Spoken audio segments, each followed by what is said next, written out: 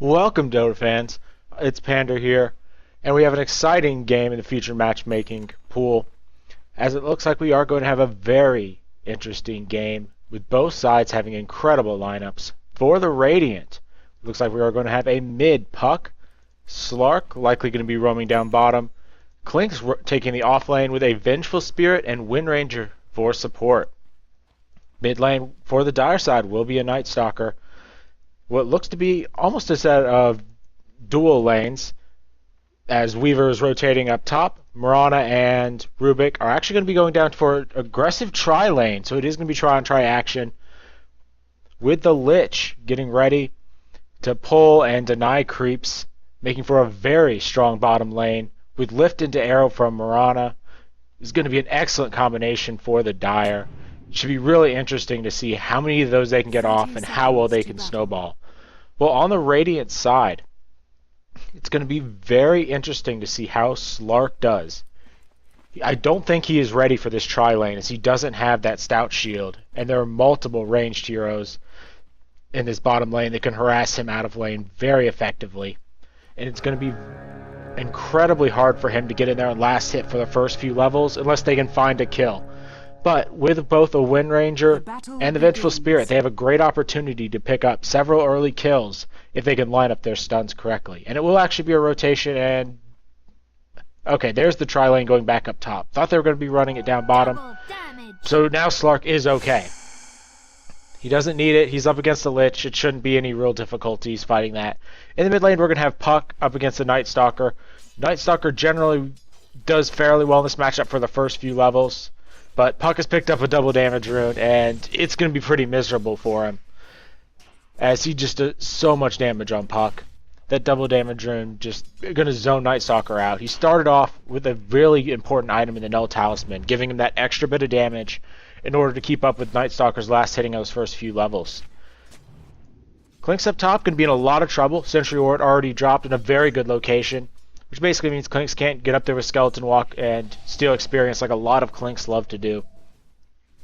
It's a really great decision to just plant it down. Even if Clinkz throws down his own ward, you generally have two people up in this top lane compared to just Clinkz, and you will out-damage him if you're in a decent position if you actually go for a ward trade.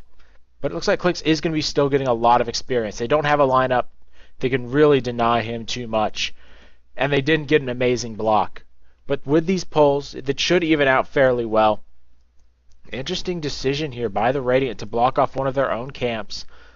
I guess they had to expect an aggressive tri lane of some sort, but it didn't manifest. And they are down one camp, which they could have stacked and killed off later on, even though they don't have a great pulling lineup.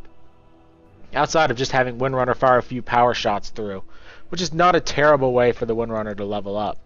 Slark in this bottom lane is going to be getting pretty much free farm for the first few levels, already at 4 and 2, and is going to be doing an excellent job of pushing the Lich away, even though the Lich really doesn't care. He's picked up the boots early, which means there's no real good way to set up on him. He's just way too fast for the Windranger for the first level or two, and the Vengeful Spirit does not have the greatest movement speed in the world, so she's basically going to be stuck pulling and picking up experience that way. So Lich completely safe. I don't think Slark could even get in there for a good pounce at this point, unless they just really catch him out. But he's standing pretty far back, and he's right under his own tower, like he's going to be for most of the time, considering he can deny up. And the pulls will help a bit for the Radiant, but I don't think it's going to be enough to really change the outcome of this bottom lane, being the Lich getting just a lot of experience and okay farm if he actually decides to go for last hits and play it a little more greedily. Mid lane Stalker not doing terrible, sitting at 4 and 0, exactly what you want to see from him, as Puck has done a good job with that double damage rune of pushing him away and getting a good early advantage. But it's really going to come down to how well can either one of these mid laners gank. I expect to see a lot of action from Puck, as both top and bottom lane have great setup and follow-up for him respectively. And it's going to be really interesting to see what Stalker can do with that setup up top, as an easy lift into arrow basically spells doom for Clinkz. Even if he is under a tower, they can easily just place a ward and trade a ward for a kill. Bottom lane, we were back to farming as Lich doing the wise thing, roaming around, trying to stop or at least harass out and steal some experience. His boots are the perfect choice for this type of game, as you really don't want to get caught. And he is actually caught with a stun and a second stun to follow it up. Going to be taken very low. Don't think Slark's going to get there in time though, but don't think he's going to. Just a little too late. He doesn't have boots, and that's why you pick up boots as an offlaner, especially one like Lich. You don't really have to worry about a whole lot. He'll be able to tango up. And this is excellent pulling by the Radiant side, as they were able to just pull through, continually farm those two camps. And this is the exact setup they need. Pick up that invisibility rune. Puck's still a little ways off on his bottle, as he's basically waiting for it to wander up. And they're going to actually just pick it up on the Vengful Spirit. The question is, will they go to the middle lane or the top or bottom lane? I think middle lane would be the proper choice here. Work with Puck, get that kill on the Night Stalker, get him a very fast level 6 on Puck so he can start roaming around. But I don't think he's going to have enough damage, as Night Stalker has just used his full bottle. He does have the magic wand already up, so he's in decent shape, but he's going to be going out fairly far if he wants to go for any last hits, and it looks like he's just going to take experience, as Puck is doing a very good job of zoning him out these first few levels. Vengeful Spirit coming back in. It's only level 1, so it doesn't have that Wave of Terror. And don't think he sees him, but knows something's got to be up. You just can't go that far. As Night Stalker up in the top lane, arrow just misses the mark on Clinkz. But Clinkz still in a lot of trouble, going to take a lot of damage. The bugs, not going to be doing enough. But 46 HP means Clinkz, I don't think, can tango up enough to be in fighting shape without wasting just a lot of time. Vengeful Spirit still waiting in this middle lane, wasting a lot of time. As Night Stalker's done an excellent job. He does get stunned out, Puck with a jaunt. But there's an immediate reaction. Orb doesn't land. Night Stalker going to be trying to turn this around. Rubick has enough for a lift, but they will not pursue. Excellent decision, but waste a teleport by the Windranger, who can't farm the jungle during this time. So excellent play. One teleport scroll wasted on both sides. I'd call that a win if I were on the Dire side. You burned a lot of mana on Puck, but you're still not getting enough on these lanes, though. We were not farming particularly well due to the fact this lane is pretty much constantly pushed, and Clinkz is not getting much as well, but they really want to get a kill, so they're wasting a lot of possible CS on trying to pick up that kill.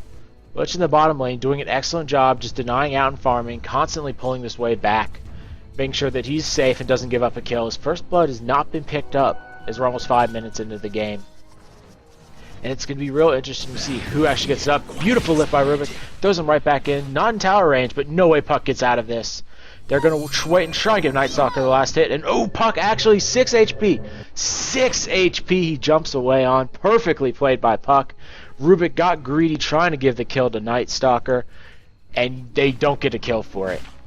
Well done by Puck. Excellent play. And that's why, even if you're a support, you just have to take the kills. Vengeful Spirit has decided to go pick up her boots. Excellent choice. They're giving Slark a lot of consumables as well, just to make sure that he doesn't need to buy any of his own. Boots picked up on him as well. You need to pick up those first, especially because it looks like they're going to go for a kill, and Lich is dead, unless he decides to run off to the side. No way he gets out of this. Pounce is available, and he runs right back into the minion wave. Free first blood for the Radiant side. And that is Slark picking it up. Excellent job. The power picking up boots first. A lot of supports will go things like Bracer or pick up a magic wand. But in matchups like this, you just have to get those boots so you can run in and get a good gank off. I don't think boots made the gank on that particular play, but it definitely is going to strike fear into the Lich from here on out. And if the Lich was a little bit more prepared, the boots would have been incredibly effective. So it looks like the top lane's done as well for the Dire side. Both the supports picked up boots, just wanting to make sure they can get in range as soon as there's a gank opportunity and pick off someone like Clinkz, who has pretty good movement speed, especially with Skeleton Walk. But as soon as he loses Skeleton Walk, he's in a lot of trouble. Night Stalker going to be doing some good damage as Mirana does land an arrow, and that will be Puck going down. Night Stalker finishing off the kill he missed earlier. And that is really bad because Night Stalker's off to a great start, considering Puck generally does pretty well against Night Stalker after the first few levels. And Puck had a very good start considering he was able to pick up a Null Talisman at level 1. Night Stalker ultimate is popped. Just wanting to extend that nighttime and possibly set up a gank up top. The reduced vision from darkness is excellent for setting up things like Mirana arrows or ganks from the side, as that little bit of lost vision really adds up.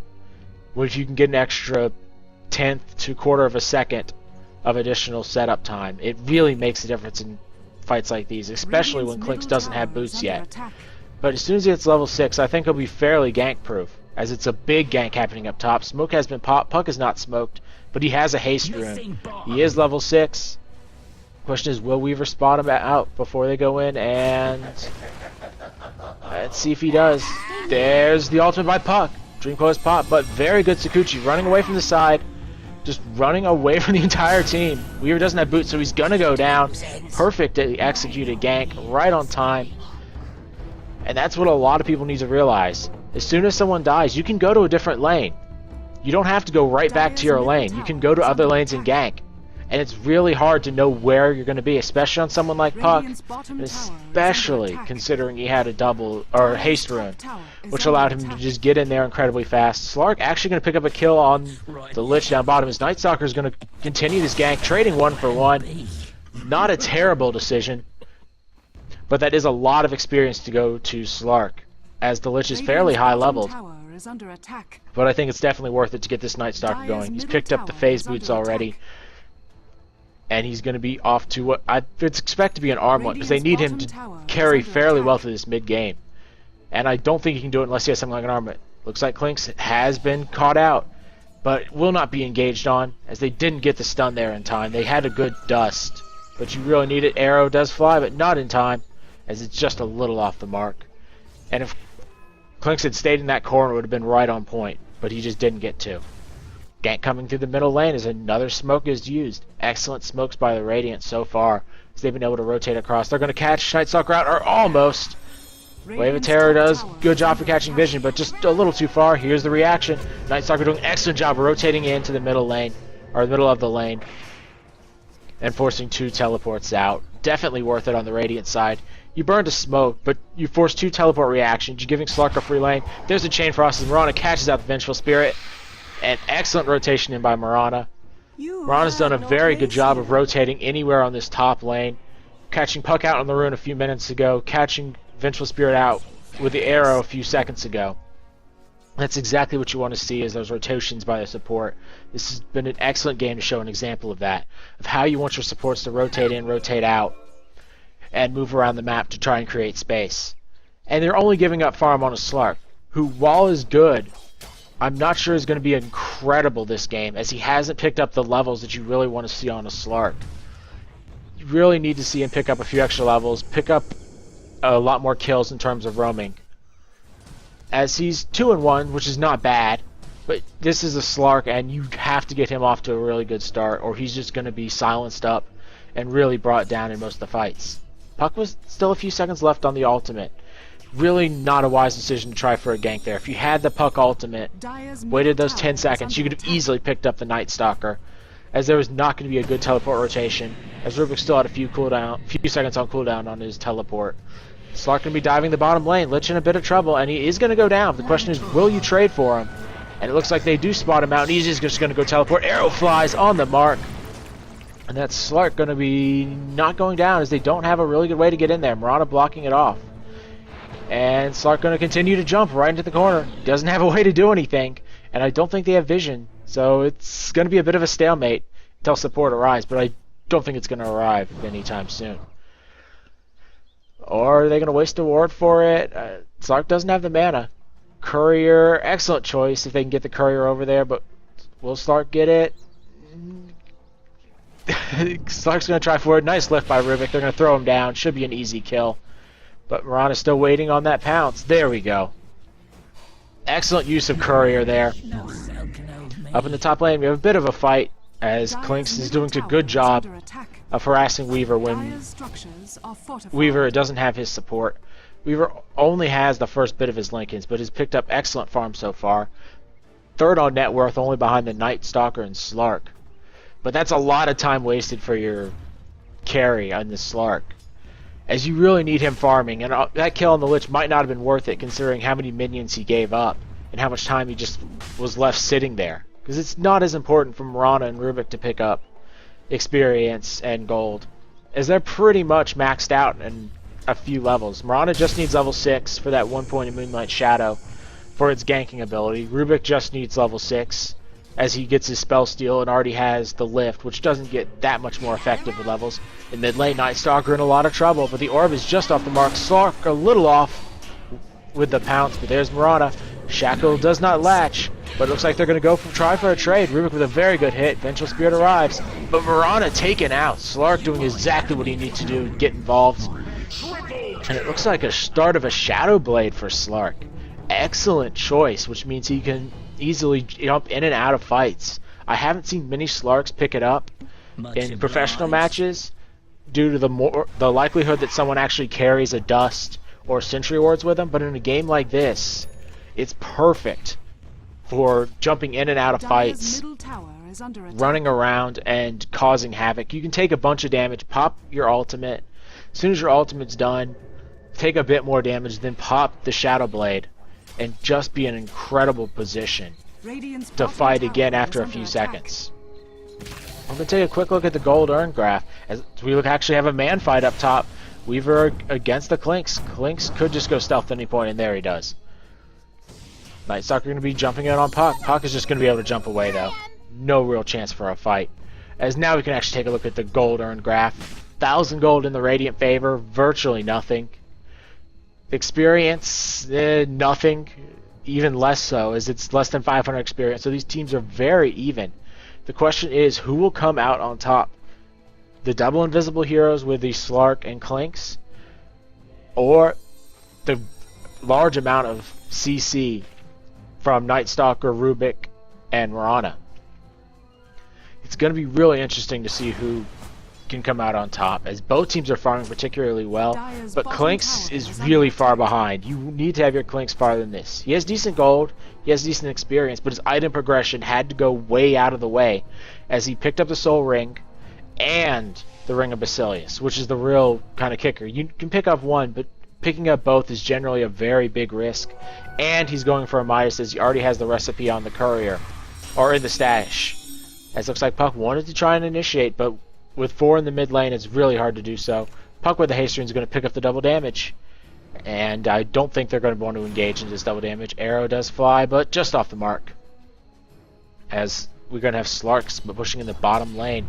Shadow Blade is up, and after this, I really think he just needs either magic immunity to prevent himself from getting stunned out, or just going full out damage and picking up something, just go into Yasha and pick up some more of those mid-game damage items so that he can continue to snowball and pick up those late-game items incredibly quickly.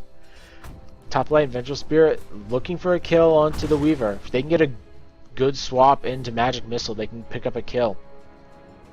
But I don't think they're going to be able to do so anytime soon. They really need the detection for Weaver. And I don't think it's going to be up anytime soon. So it's going to be back to just standard farming lanes for a little bit. Really don't mind seeing this from either teams. They both have a pretty good late game. I just worry that the carry side from the Dire is going to be a little bit stronger. As if you catch someone out with an arrow, that basically ends it. It's there we see the arrow. Puck's going to be in deep trouble. Easy kill. And then up top, Weaver's in a bit of trouble, but he has Sakuchi. That slow from the dust doesn't really matter when you're moving at maxed out movement speed. Night Stalker going to come in, but is easily seen out. And then they're going to be able to see Windranger. Slark actually picks up a kill on the Lich bottom, but it's going to be Night Stalker who's in a lot of trouble. Windranger is picked up, but does get the stun off. Good trade. Trade the Windranger for your Night Stalker all day long. Overall, 2 for 2 across the map. But it's going to be Weaver man fighting the Clinkz. Ultimate pot by Mirana, and it is going to be Clinkz going down. Excellent play there by Weaver.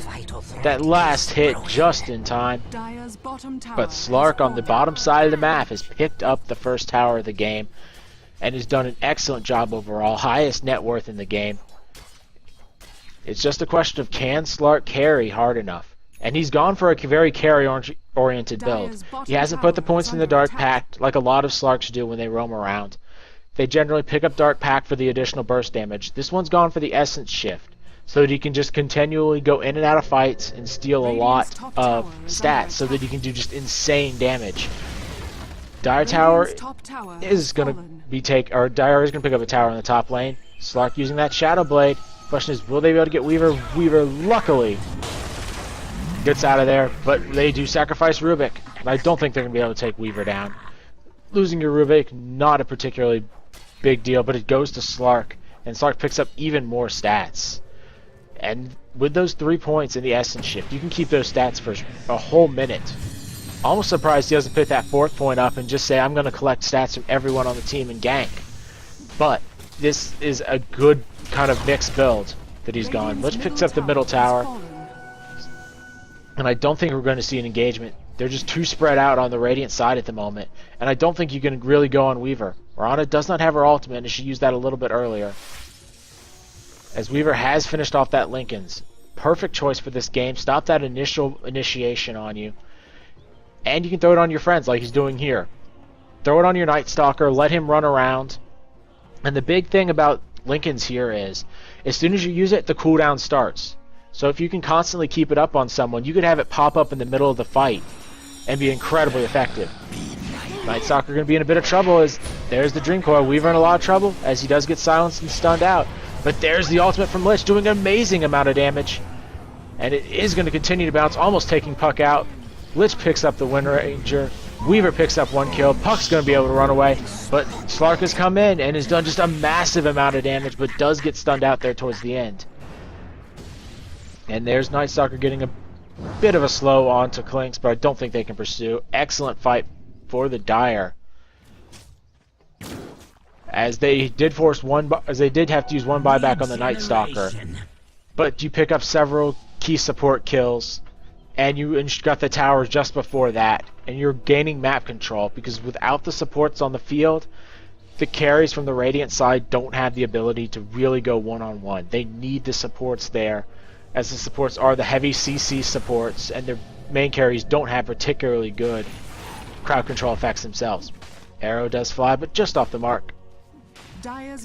As Puck has finally finished off that Blink Dagger, 19 minutes in, not a particularly good Blink Dagger time.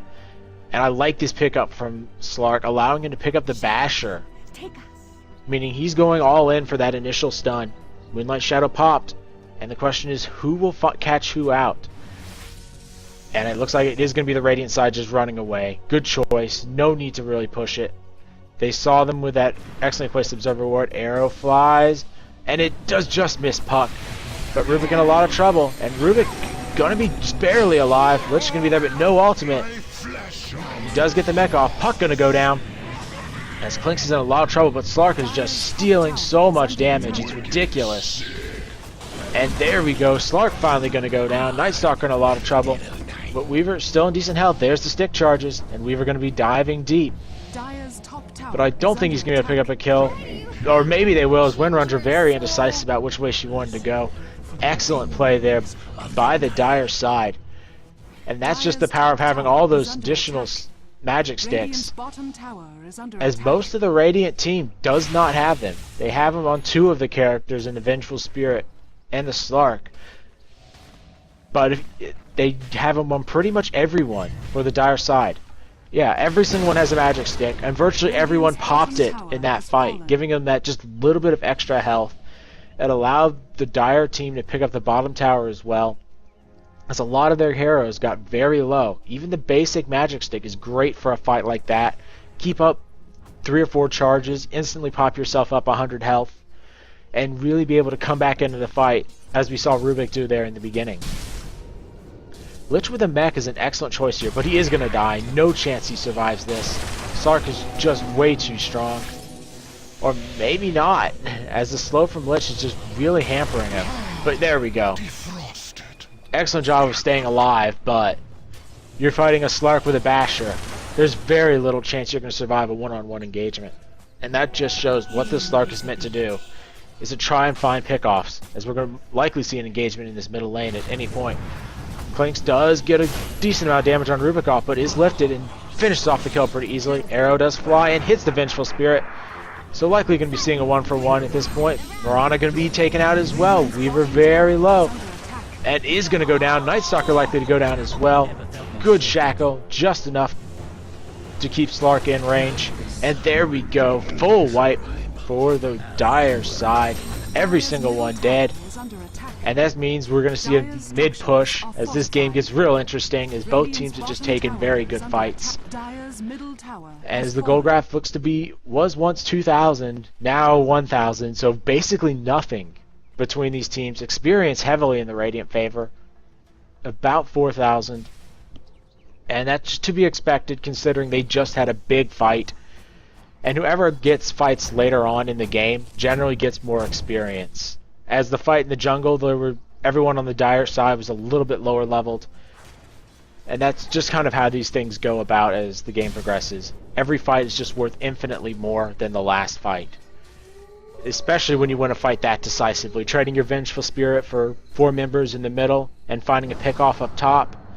Take that every day. Clinkz about to have his Orchid, and that could be a real game changer. If he can get that on someone like Rubick or Mirana, prevent that Moonlight Shadow, prevent the lift or spell steal the vital spell, like the Skeleton Walk, or even just a stun from Vengeful Spirit. Tower is under attack.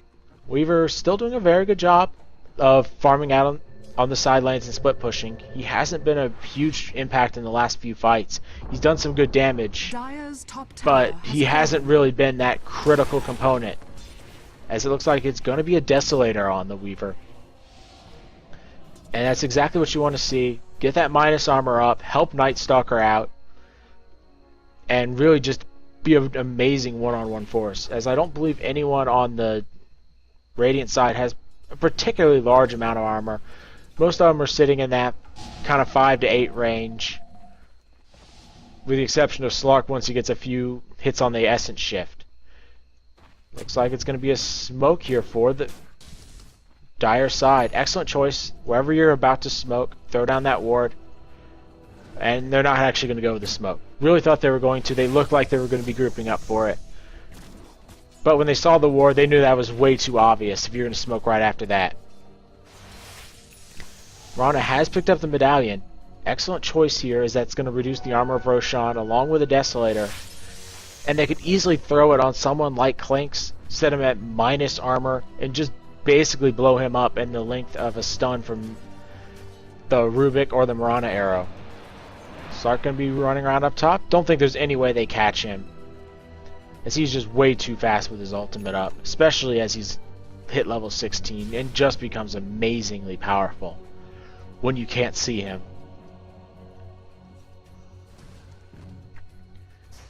I don't think we're going to see an engagement from either team, even though this is the point where Slark shines. He's picked up the Abyssal Blade, so much damage on him, especially when he steals some of it. And the Vengeful Spirit with the Vengeance or a negative armors can be incredibly powerful as well. Dire's top tower is under and that attack. really boosts the power of Slark and Clinkz up tremendously, and it means they don't need as many items to feel that power, as they get 20% here. Arrow flies from Mirana, does scout him out, but no great loss, as neither side was able to engage. And they're both playing very defensively at this point, as there's the Moonlight Shadow.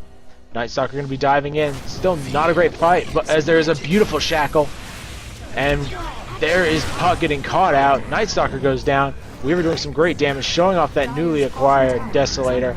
And in the back, Clinkz is going to town, beating down Rubick.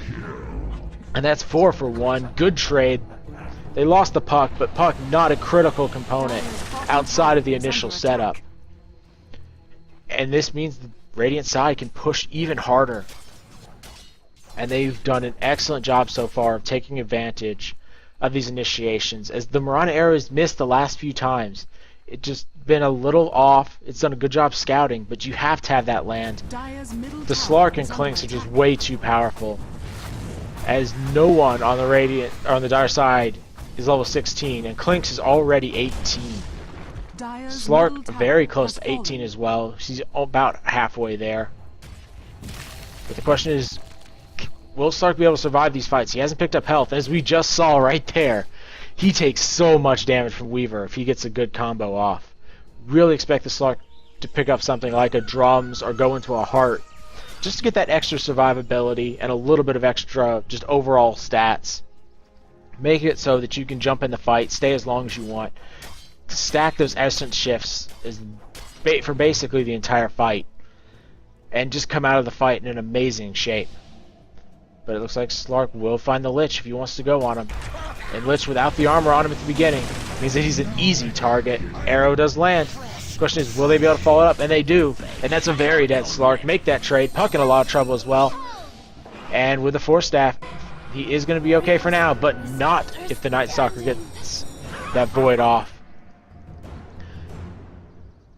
And that is the power of the Mirana arrow, which we have not seen in the last few fights. And is pretty much the main reason Mirana's picked, even though she's equally powerful with her Moonlight Shadow.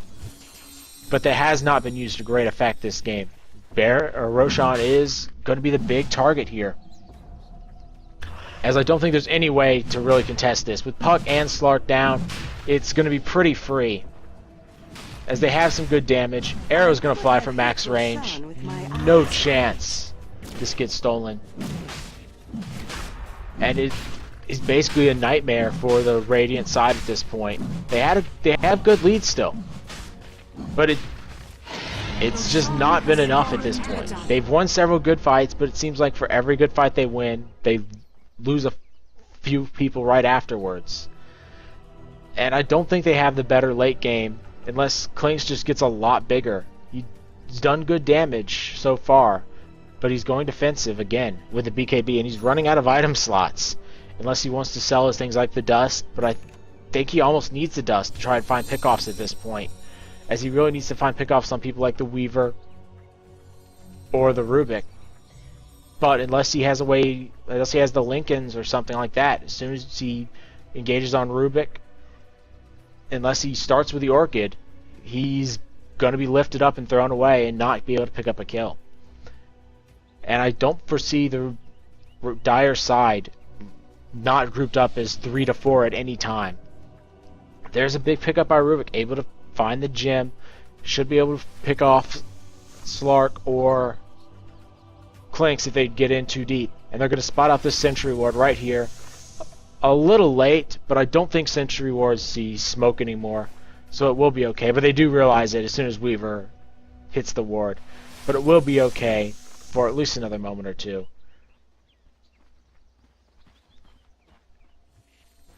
And I do believe they have to know that there's a gem out here now. You've just killed 2 wards in fairly non-obvious places. There's Clinkz sitting at the top. And there's the arrow. Easy kill on Clinkz. Exactly what you can't have happen. And that's the problem with characters like Clinkz, especially when they're ahead. They get greedy. And that Clinkz was about as greedy as you can get. And no way that Puck gets away. The advantage of Weaver against anyone with a Blink Dagger is getting those bugs on you. Slark doing the right thing, just going to teleport away. That's another kind of nightmare fight. The Dire side is staying in this with these pickoffs. The Mirana arrows have been on point. They're still down heavily, and I would not favor them going forward. If the Radiant side just groups up, takes a good 5v5 fight.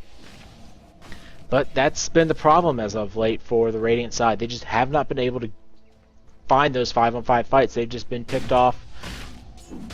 And they can't get their kind of ganking lineup going, because the Dire side has said, we're going to sit as 5, with occasionally one man going off to do something like pick up the double damage rune, go in and steal a jungle creep or 2. And that's exactly what you need to have happen if you're the Dire side, if you want to make the comeback and really win this game. Slark has done an excellent job so far, but Slark going for a BKB, which is a very good choice here. Not sure how important it is as compared to something like a Heart, but I think both options are both really good at this point. BKB means he's not going to be slowed down by the Lich, and he can basically ignore that slowdown by the frost that the frost armor is going to provide, which I think is a very good choice. But it still leaves him fairly vulnerable to just being outright bursted down by the Weaver and Night Stalker if he doesn't pop the BKB. And that's just the one big downside of picking up BKBs in a game like this. Same thing with Clinkz, as we saw in that last fight. If you get caught out without your BKB active, you just go down. You're not very tanky. Even with his Dark Pact, he's only sitting at about 2k HP. And without his Dark Pact, he's basically food for the Weaver at this point, who's picked up the Yasha going for Manta style and doing an excellent job of carrying so far. And this is the other worry you have with a heavy physical damage team. It's the Ghost Scepters. Lich has just picked one up. That means that if Slark pounces on him, Clinkz jumps on him, pops the Ghost Scepter, you don't have to worry about anything. Puck in a bit of trouble, but they decide not to engage. Good decision to just wait it out and not push too hard. You have the double damage rune, but take your free objective. You're not going to be contested for this tower. Top tower's in a little bit of trouble, but Mirana is able to teleport up.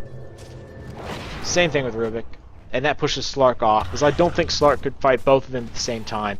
You could easily beat both of them in a one-on-one situation. But that close to a tower, you really can't take that risk.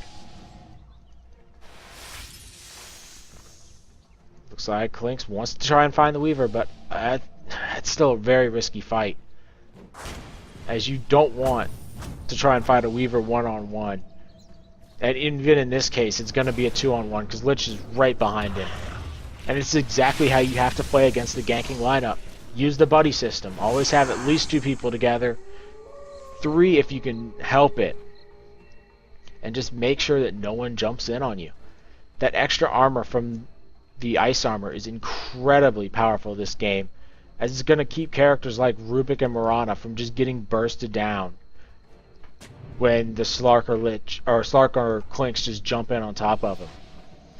And this is where you worry about a heavy physical damage lineup that's reliant on those burst cooldowns, such as Slark jumping in and using the BKB. Once that BKB's up, he's just very vulnerable to all the slows. And he doesn't have the HP to just kind of tank through the initial set of magic damage and slows. So I think he's going to have to tank up at this point. Pick up another HP item and make sure that he can just kind of survive through these fights and get those essence shift stacks on. Because if you can stay alive in these fights and just essence shift away, you're reducing their damage, you're greatly increasing their damage.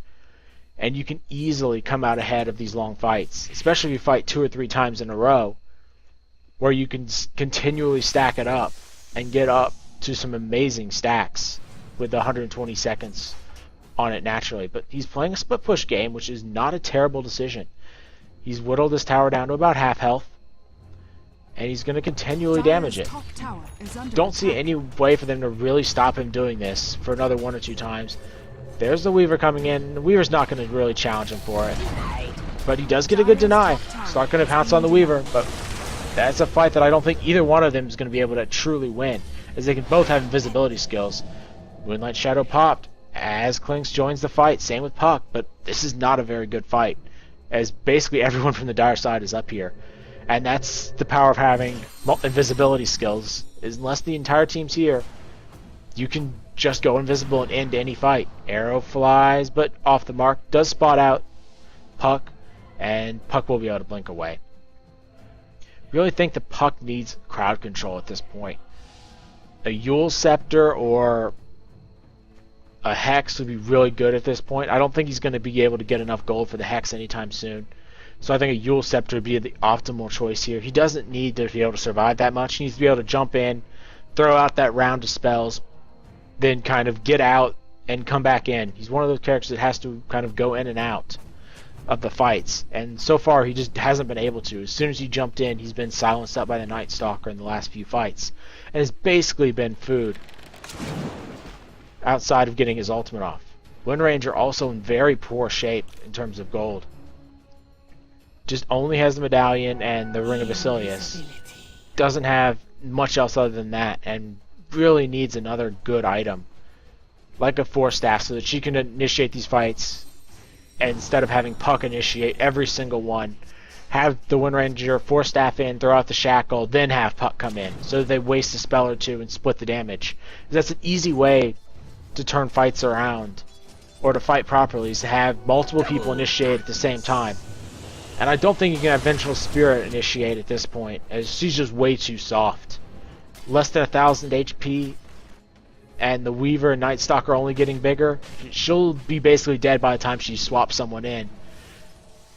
As Weaver's actually sold his boots at this point, going bootsless. As he's picked up pretty much all his carry items.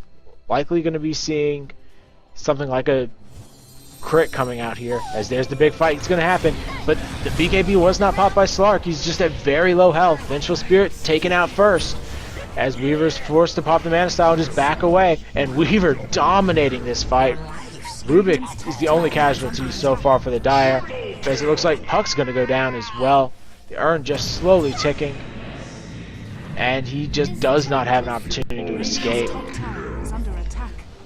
Clinkz not very effective in that fight. He just doesn't have that much damage for 40 minutes in the game. And Night Stalker just tanking through everything with that Aghanim Scepter. Weaver forced to run away, and he's going to go man fighting against Clinkz and dominates that fight. As this Weaver is insane at this point. And he's doing exactly what you need the Weaver to do. Just dish out every cent of damage you can get. And that's going to be Slark dying. I believe he bought back, and there's another Rampage. As this Weaver is insane. And that is 12-2-9 on the Weaver. 15-6-3 on Slark. But it doesn't matter. You got caught out without your BKB. And you lost pretty much all your health. And you're useless that fight on Slark. Clinkz bought back as well. Oof. Just oof. That's about all you can say for that. As I think the Dire team has turned this around. We're going to take a look at the gold graph. And that's pretty bad. It was once about 6,000 gold lead. Under 2,000 at this point. Experience about even after they finished picking up these minion waves and towers. There's the arrow gonna fly, but no chance of that landing. And that's the power of all these Ghost Scepters. 3 Ghost Scepters on all the supports for the Dire team. Slark getting caught out and not getting that BKB off, so he was effectively useless. And that's the downside of picking up BKBs over health. If you can't initiate fights and get the BKB off, you're fairly useless. And that's really eating up your item budget. Puck can be able to jump in there and do some good damage. But Weaver is able to just time-lapse stall out. So he looks to be going Butterfly next. Perfect choice. And that, if he can get that Butterfly up, which he's not far off of, I don't think Clinkz or Slark can deal with him.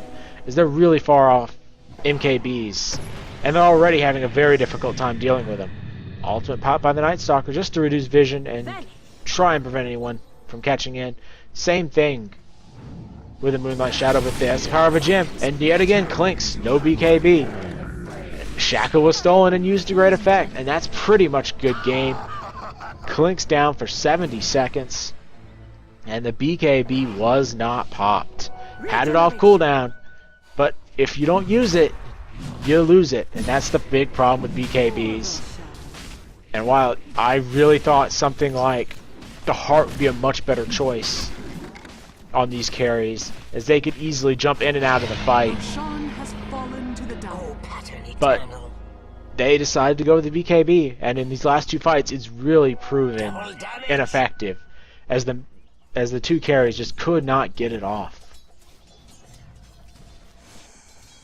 They had gotten off those BKBs in the fight near the river, and Slark was able to just wail in on someone like the Weaver or Night Stalker, they would have won that fight. I'm pretty sure they would have won that fight pretty handily. But when you don't get that, when you don't have that happen, it's just miserable. And the Weaver is doing an excellent job of staying around the fight, killing off the supports first, and he's really been the game changer this time. He's done an excellent job of split pushing throughout the early game. As it looks like we are going to see Mirana swapped in and picked off, or maybe not. Ghost Scepter's used, and she's able to jump and dodge the magic missile. So Mirana lives, the Ghost Scepter proving way too powerful. Slark managed to find a pick off on Rubick, as Slark is actually going to be split pushing, going for the tier 3, but I don't think he can continue to fight. He's just not strong enough. With all these slows, with Rubick buying back, and with the Ghost Scepters as well. It's just one of those games that shows you the power of picking correct items. Like these Ghost Scepters, you don't need anything else on Rubick. You don't need him to start fights. You have Night Stalker and Mirana for that. They don't need Force Staffs. They don't need Blink Daggers. And that's where supports like Windranger and Vengful Spirit kind of hurt. You need to pick up items to initiate on them, like the Force Staffs, or other kind of carry items like the Phase Boots, so you can run faster. And you really just kind of lose out on that item efficiency when you can get Ghost Scepters, which just stop carries. Taking a look at the gold earned, all those towers taken in the bottom and middle lane. It's about 10,000 gold lead for the Dire. What was once over 5,000 in favor of the Radiant. Experience even worse, as it's just been a massacre. Slark in the top lane going to be almost caught out, but is able to just rotate around. And I don't think he's going to be able to get out of this. He doesn't have teleport scroll. And with Butterfly and the Demon Edge, and no boots still on this Weaver, he had him early, but decided to sell him for combat stats, which is perfectly fine, and a great way to play Weaver that doesn't need to split push. Just pick up all the combat stats in the world, and basically just go to town, which he's been able to do in the last few fights, as they don't have the damage. Clinkz has a BKB and an Orchid. He picked up several mid-game items and he's already sold. He sold off the Ring of Basilius. He sold out one other item. I believe it was... top tower has fallen. I can't think of it at the moment. But he sold 2 items already. Lost significant gold on them. And it's just something you really kind of wasteful. As Night Stalker does blink in with his newly acquired Blink Dagger. And ouch, he hurts. Same thing with the Weaver, just so much damage. Good game in favor of the Dire. And that's what happens when you forced to buy back and you buy items that you don't get full effect out of. The BKBs being the critical one. And it was a good game played by the Dire side, but just too many mid-game mistakes and not having a really good initiation throughout most of the mid-game really spelled doom for them overall. We're going to take a quick look at the last bits of experience and gold as we take a look at the in-game screen. But that was just an excellent turnaround by the Dire side, who really just got going in the mid-game, using the Mirana arrow perfectly, using the Moonlight Shadow as well. That's why you pick Mirana, and that's just an amazing way. Thank you for watching this game cast by Pander.